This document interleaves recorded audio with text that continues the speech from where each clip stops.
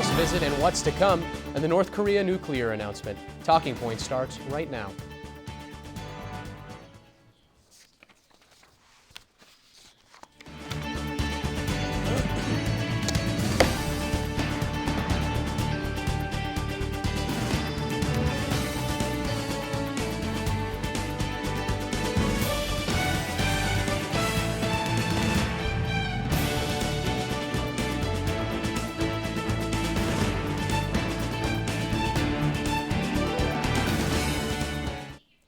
Good evening, and we are excited to be live on OTN for the very first time ever. I'm Max Darrow, your moderator, and here are tonight's top talking points. Upstate New Yorkers got a taste of lacrosse season a little early this year. For the first time ever, Onondaga Nation is hosting the 2015 World Indoor Lacrosse Championship. 13 national teams were divided into 3 divisions and have been fighting their way up the ladder every day since September 18th. The games will continue all day tomorrow at Onondaga Arena and the Village Pavilion. The 3 finalists will go head-to-head on September 27th in the Carrier Dome. And a new study shows that roughly 30% of female seniors at universities have experienced some form of unwanted sexual contact during their 4 years in college. And the Association of American Universities has published a new survey on sexual assault on campuses, which included more than 150,000 students and 27 universities. The study claims that in order to lessen these statistics, universities must fight against sexual assault from a variety of different angles. And hundreds of people are dead after a stampede broke out at the annual Islamic pilgrimage to Mecca during a ritual known as stoning the devil. While others have been killed during this ceremony in years past, this stampede marks the deadliest disaster since 1990. When 1,426 people were killed. Death tolls will continue to rise as workers and volunteers respond to the disaster. Now, those are your top talking points this evening. We'll be right back. Back to another episode of Syracuse Unpeeled. I'm Cassie DeLaura, and joining me to my left is Miss Alex O'Toole, Haley Schluter, Jacob Friesen Grant, Drew Brown, and Hugh Pringle, hosts of Z89's The Juice. Here with me is Sage Cruisefield. It's a neon pink water bottle filled with Legos. I lied! Welcome to Orange Press Pass. Orange Press Pass is your ticket inside the Syracuse locker room. Hear from the coaches. We got some open looks from the perimeter and players. Well, I saw pressure coming from the backside. Get in-depth analysis, reports on site, and more. Let's go on OPP. Orange Press Pass, live after every Syracuse game.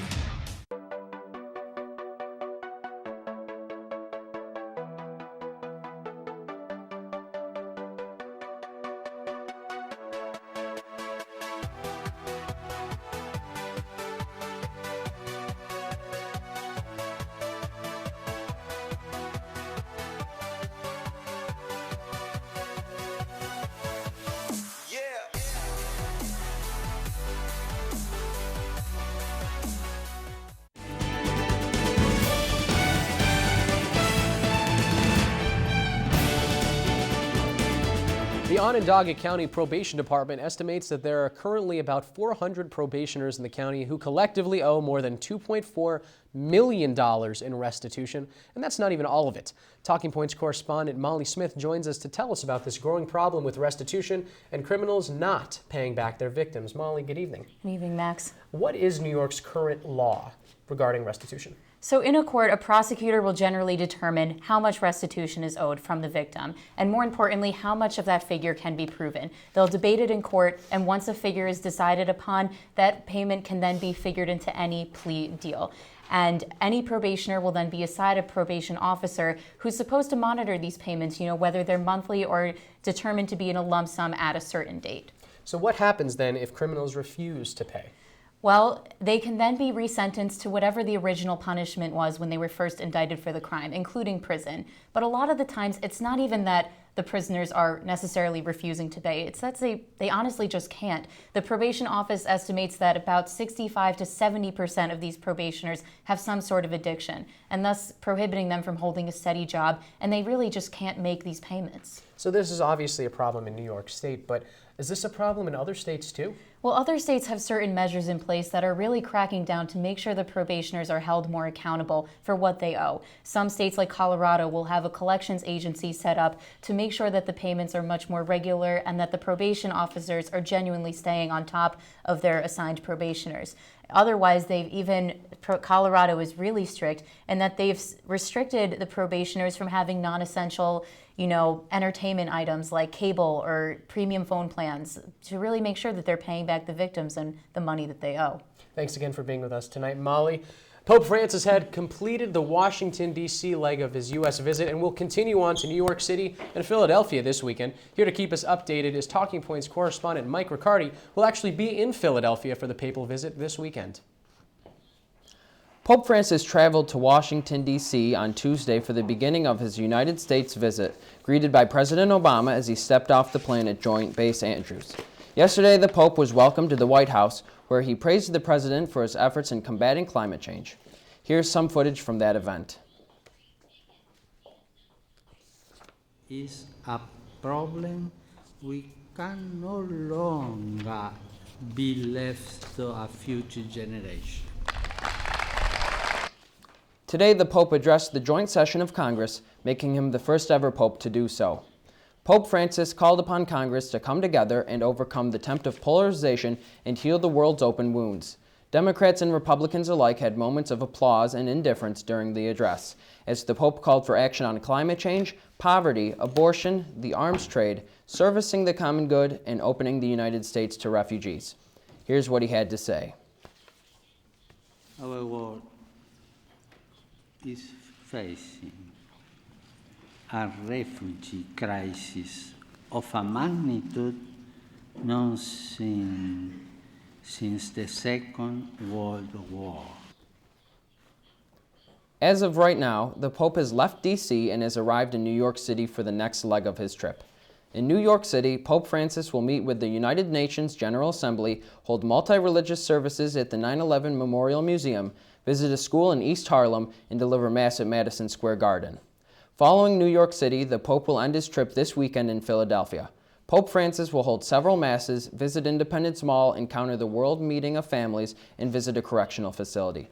Experts are calling this one of the largest, if not the largest, security operation ever held in the United States. The Pope, being a man of the people, wanting to embrace the crowds, does not make it easier on security officials. Here we can see a little girl escaping the fence and then being called over by the Pope for a hug, delivering him a letter and t-shirt that asked him to support undocumented immigrants in the process. This papal visit has created many issues with traffic in these cities, shutting down entire streets, blocks, airways, and waterways. The Pope does not have a particular political audience, but would instead like his words to reach all people of goodwill. The humility and actions of Pope Francis has attracted people of all faiths. Thanks again, Mike. Now we'll move to another important visitor to the United States this week. Xi Jinping, the Chinese president, made his way to Seattle over the past couple of days. He arrived in Washington, D.C. earlier this evening and will be meeting with President Obama and possibly strike a cyber arms agreement. Talking Points correspondent Caroline Strange is here in studio to tell us more about his visit and what this agreement could mean. Caroline, thanks for being with us tonight. Thanks for having me. How was the Chinese president trip earlier this week, and what are some of the things that has happened? Where'd he go? Well, it wasn't all business, so while he was in Seattle, he did get a football jersey with his name on it, but there was some business as well. He was in for the 8th U.S. and China Internet Industry Forum in Seattle, and part of that was meeting with executives and CEOs of different companies, and he did place an order for 300 new Boeing jets, mostly 737s. That's going to be around $38 million, and they're going to set up a plant in China, which led to protests outside the facilities there because people don't want to outsource those jobs. So now we'll focus on his talks in Washington. What came out of today's meeting? Well, he didn't really get there until late because, like you said, the Pope was there this afternoon, as Mike just talked about. So he came in a little bit later, around 5 o'clock. He's got a state dinner tonight, and what we'll likely see is stuff coming out tomorrow because they haven't really had a chance to talk much business yet. Now, the cyber arms agreement was only briefly mentioned in the first GOP debate, and there was actually split in the last one. How is this trip seen by the presidential candidates? Well, some of the presidential candidates, for instance, Scott Walker, was saying, why would we give an official state visit to a country that's been involved in a massive cyber attack on the United States? If we're ever going to send a message to the country that's been involved in a massive if we're going to send a message, wouldn't this be the time they've issued a massive attack against us? And then also, Jeb Bush said canceling a dinner isn't going to change anything, and saying we need to leave the lines of communication open. So finally, has there been an agreement similar to this cyber arms one before, or is this something new? This would be the very first one if they are able to strike it. What they've talked about so far wouldn't actually protect against the kinds of attacks that they have been accused of. For instance, theft of government employees' personal data and theft of intellectual property. It would, however, protect against cyber attacks towards power stations, banks, and the like. Caroline, thanks so much. Coming up next, we'll have some more Talking Points material for you. Don't go away. Really?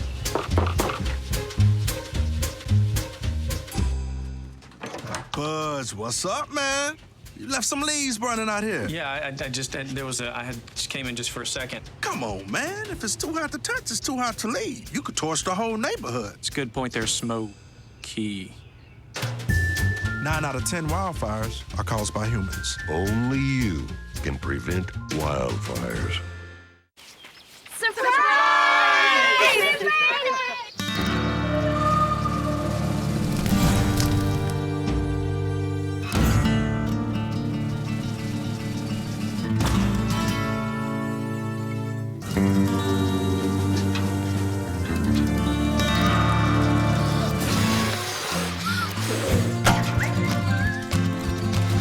Preventing wildfires.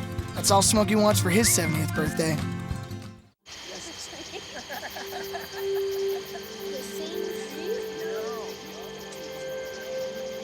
Psst, they're coming. Places, everybody. Light check. 1, 2, 1, 2. Everything looks good on our end. And lights. Come alive with the forest. Visit discovertheforest.org to find a forest near you.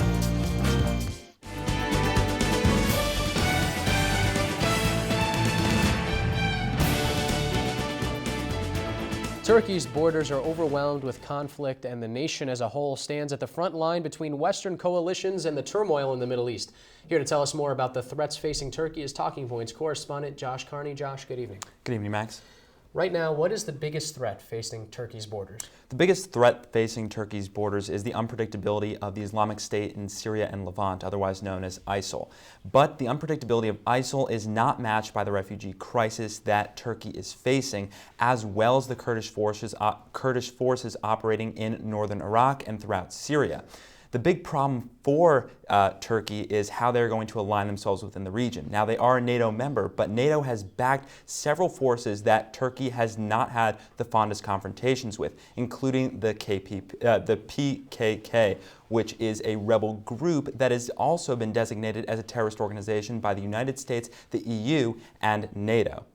So now, what is Turkey doing to take advantage or better the whole situation because of this conflict at the border? What Turkey's doing to better their own situation, and not exactly at the expense of NATO, is that they are attacking the PKK. Now, it is referenced by several different sources, including Al Jazeera, that former NATO members are not sure if Turkey's #1 target is ISIL or the Kurds. There have been claims that they have killed over 2,000 of these Kurds, and while they are allied with the ground forces that the United States is supporting with airstrikes, it's unclear what Turkey's true position is within the region, and thus that's destabilizing the ultimate agenda for the international community. So you're talking Turkey's position. Now, what's NATO's position? What's the international community's position? The international community is concerned with the ground forces that are largely battling ISIL and are the biggest aid to our overall agenda.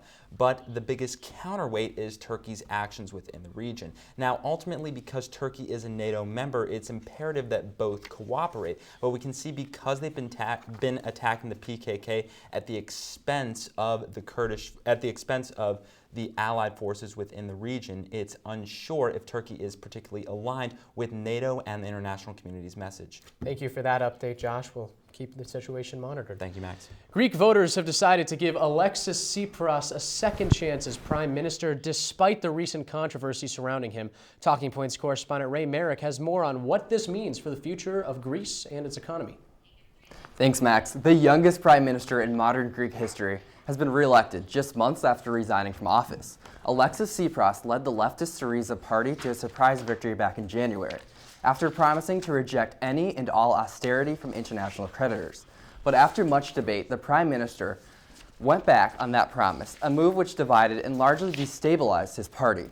In response to the deal, 25 members of parliament left the party to form a new left-wing party known as Popular Unity, which completely rejects the bailout terms. Greece's economy has been fighting for years to climb out of an enormous debt crisis, which has cast doubt on the nation's status with the Eurozone. Over the summer, cash support for Greek banks was frozen, and the government was forced to impose capital controls, shutting the banks down and limiting cash withdrawals. Tsipras and his cabinet have been going back and forth with European partners for months, but finally gave in and agreed to a third bailout deal offering 86 billion euros in aid. In return, Greece's economy would accept a series of austerity policies, including tough spending cuts, tax rises, healthcare reform, as well as an oversight of finances by the European Commission and European Central Bank. The measures have outraged many, but most noticeably farmers who are blockading highways and roads in protest. The bailout terms would take away subsidies for farmers while also double taxing them. Despite overwhelming opposition over the deal, Tsipras Syriza's party won 35% of the election vote. The party has joined a coalition with the Independent Greeks in order to create a majority in parliament. The International Monetary Fund has also expressed intense concern over the deal. Managing Director Christine Lagarde has said she will not commit to the deal unless Greece is promised further debt relief.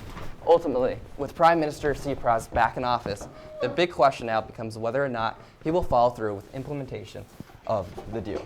So Ray, moving forward, what steps need to be taken? Is there a time frame for all of this? Well, actually, Max, time is really important in this situation. In the coming weeks, in the coming months, the international creditors and European nations, specifically Germany, are going to be paying extremely close attention to how quickly Greece moves. They really want to see that Greece is committed to actually following through with the implementation of the reforms.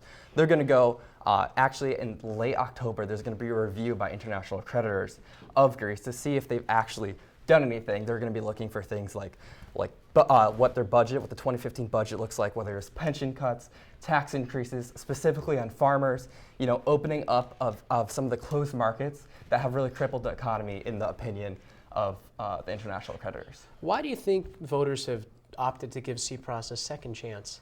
Well, it's interesting. We should first point out, I think, that there was actually a record low of voter turnout. I think 44% of voters did not show up, but the people who did vote, the Syriza party got 35% of elections, and this is primarily because they believe in what he stands for. Yes, he did go back on a promise to reject austerity measures, but he also kept to his promise of keeping Greece in the Eurozone, which was extremely important. A lot of people thought if that didn't happen, Greece would be done. Ray, thank you so much. Coming up after the break, we'll talk about North Korea's nuclear program and see what's happening on the road to 2016. Don't go away. So, I just moved in with this family, and it's embarrassing. The little one, he likes to go outside and crawl around in the giant litter box. I don't know what he's doing. I mean, I was born and I knew how to use the litter box. Look at that. That's disgusting. Oh, poop already. You're making me nervous. Oh, okay, I can't look at this anymore. I really hope he grows out of this, for his sake. So, I'm kind of new here, but I've noticed a trend. My human does this funny thing where she goes around and gets all my toys, and then she hides them in that basket by the door. But it's always the same basket, and it's always in the same place. And then she acts so surprised when I find them, but, she's putting them in the same basket. Again. It's like, hello, that's where you put it last time. You were the worst at hide and go seek.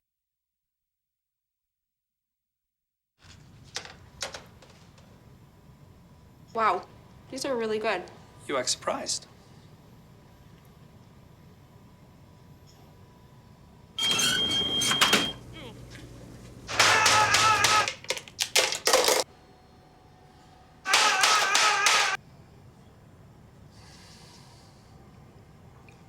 Practice makes perfect. You don't have to be perfect to be a perfect parent. There are thousands of teens in foster care who don't need perfection. They need you.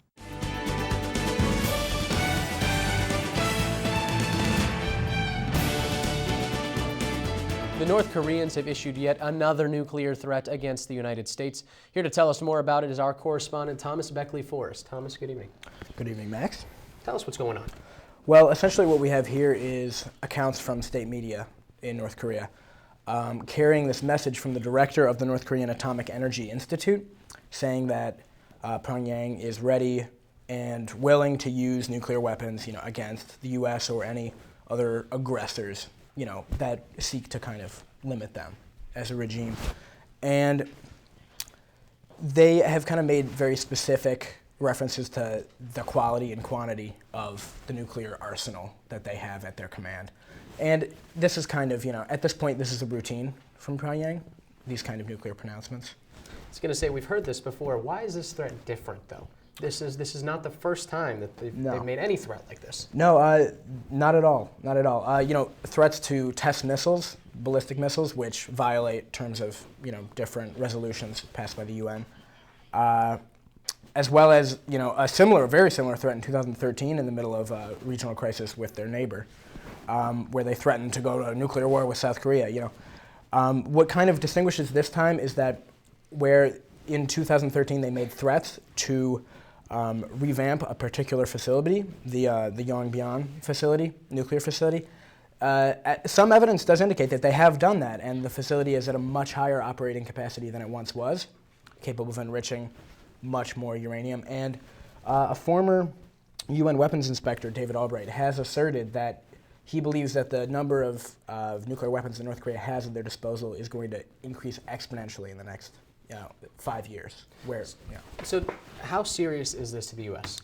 What's next for us? There's been serious doubts on whether any North Korean missile has the capability to reach the continental United States. We have defense systems working from Alaska, from Guam, that the Pentagon thinks will be able to neutralize any kind of North Korean missile. But in the fall, this October is the 70th anniversary of the North Korean ruling party, and speculation is that they've been kind of touting this satellite that they're going to launch, and a satellite launch of this, speculated that it would be in October to kind of commemorate this date, would be a test of a long-range ballistic missile. And if they have the technology to, show and prove that kind of technology, then the kind of standoff that's existed for so long could be in the potential of changing. Thomas, thanks so much for being with us tonight. Of course.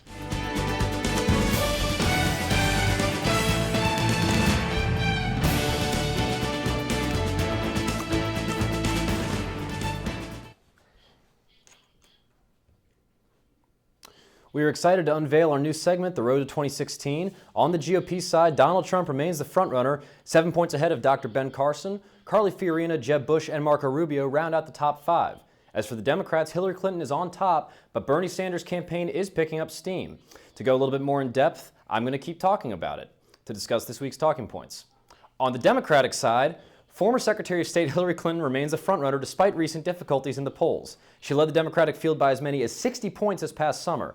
However, 2 major problems have harmed her in recent months. One is that she is seen by many liberals in the Democratic Party as too close to Wall Street. A frequent critique of her is that many of her top donors, according to OpenSecrets.org, are banks and Wall Street corporations. Additionally, in March it was revealed that Clinton used a private email address and a private email server while Secretary of State, which brought up national security concerns, as well as questions of whether or not she violated federal law. She's defended her choice, but eventually did apologize for it. The FBI is currently investigating, and while they have yet to uncover any official wrongdoing, it has hurt her in the polls. A recent Bloomberg poll showed her with a considerably narrower lead over Bernie Sanders and Joe Biden, and her approval rating is lower than 40%. The bottom line right now is that Clinton is still the favorite to win her party's nomination, but if Vice President Biden enters the race, it could complicate that somewhat. For the Republicans, Donald Trump has maintained his lead over every major poll since he entered the race. He has declined slightly since the last debate, but remains on top. Supporters say they support him because he's an outsider, he isn't politically correct, and he says what he thinks. While Trump has cited his business record as a reason that he'd make a good president, he's been criticized over his businesses filing for bankruptcy 4 times, though 3 were casinos during tough times for the gambling industry. Another criticism is disparities in his net worth. Trump claims he is worth $10 million, but Bloomberg and Forbes both estimate it's closer to 3 or 4. The bottom line for Trump is that conventional wisdom doesn't seem to apply to him. His campaign doesn't look like it will be ended by a single gaffe, or would have happened already with his comments on John McCain or Megyn Kelly. He remains the frontrunner, but one USA Today panel believes that his lead will decrease significantly as we get closer to election season. Thank you for that in-depth analysis, Alex. Now, what exactly are super PACs? Just give our viewers a quick understanding of what we're talking about. So super PACs are organizations that are largely used to raise money for candidates to be elected, mostly in presidential races. The door was sort of open to them after the Citizens United's decision by the Supreme Court a few years ago. And they're technically not legally allowed to coordinate with campaigns as far as strategy. So one example of how that's happened as far as the campaign finance laws is Carly Fiorina's super PAC had to change their name from Carly for America to Carly for America. Conservative, authentic, responsive leadership for you and for America. So she had to physically put in the periods in between each Yes, letter. she had to make it an acronym instead of her name because legally super PACs aren't allowed to coordinate with campaigns. So who's been raising the most money? Which candidate, I guess, has the deepest pockets? So right now, most of the candidates do have a super PAC. 3 on the Democratic side do not. Lincoln Chafee, Jim Webb, and Bernie Sanders. Despite not having a super PAC, Bernie Sanders has raised $15 million for his campaign. As far as who has the most, Hillary Clinton leads the Democratic side. She has well over $20 million in her super PAC, Priorities USA. She also has the largest campaign. Her actual campaign has the biggest war chest, which is over $47 million. But far and away, the largest amount of money raised is Jeb Bush. He's raised $11 million in his campaign, but his Right to Rise super PAC has raised over $103 million so far, which is more than the next 4 candidate super PACs combined. Alex, thanks so much for being with us tonight. Stay tuned for the road to 2016. Continue next week. Talking Points. We'll be right back. Here's your check.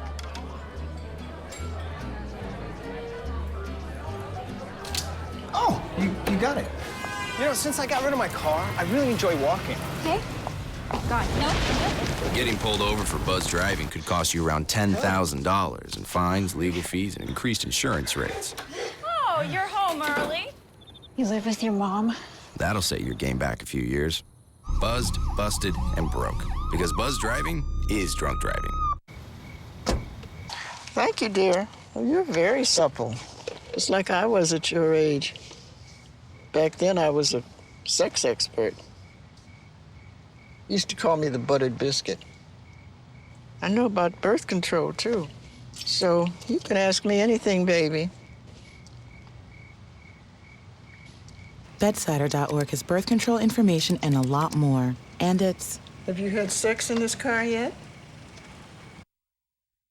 Thanks for staying with us. For our first-time viewers, this final segment of the show is where I'll give you my take on current events. Now, back in February, NBC nightly news anchor Brian Williams was suspended for having misrepresented certain incidents and embellishing stories.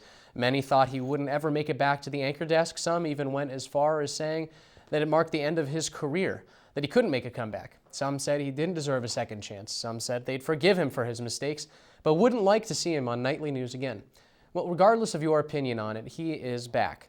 He made his MSNBC debut earlier this week covering the Pope's visit to America. For the most part, he had a very smooth performance. Sure, he had a few things go wrong, but it didn't look like he had taken a 6+ month hiatus from the job. He didn't make this debut about himself. He didn't apologize. He didn't even mention the controversy surrounding his departure. He simply did his job and gave the news. Now, some people on Twitter had a field day criticizing Williams during his broadcast, coining the hashtag Brian Williams Pope Stories. I'll be honest, some of the tweets were pretty clever. There was even a part of me that felt like he deserved what he's getting on social media. He was my biggest role model, a journalist who I looked up to for years. But the fact of the matter is he is back on air, giving the news. Say what you want about his character, about him. If you don't want to watch him, don't. But he's going to have to earn back his trust. That's all the time I'm going to have for you now. Thanks for tuning in to Talking Points. I'm Max Darrow. Good night.